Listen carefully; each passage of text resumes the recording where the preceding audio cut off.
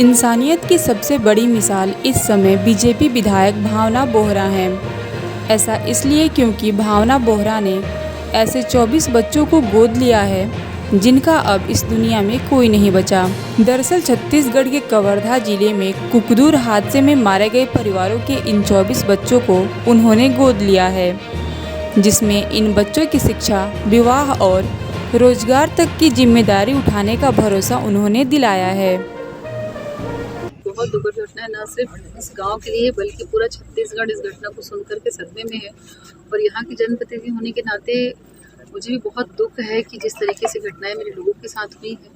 मैं जैसे ही मुझे जानकारी मिली, कल 2 से 2:30 बजे के बीच की बात है, मैं झारखंड चुनाव प्रचार में गोंडा लोकसभा मेरी चुनाव ड्यूटी लगी थी और वहाँ से मैं सुबह निकल कर यहाँ पहुँची हूँ। और जिस तरीके से लगातार कल फ़ोन में चर्चा हो रही थी, वीडियो कॉल पे परिवारजनों से बात हो रही थी, तो मन बहुत व्यथित हो था इनको देख करके। जिस तरीके से यहाँ हर परिवार में, हर घर में जिस तरीके से मातम का माहौल था, तो दुख तो है निश्चित ही, लेकिन यही कहना चाहेंगे कि इस दुख की घड़ी में हम सब जो भारतीय जनता पार्टी चाहे कार्यकर्ता हैं, हमारे जो लोग हैं या मेरी जो संस्था की जो टीम है, मैं स्वयं भी इनके साथ हर घड़ी। तो प्रयास यही है कि दुख को कैसे इनकी कम किया जाए, इसी पे हम लोग ज़्यादा भी जी।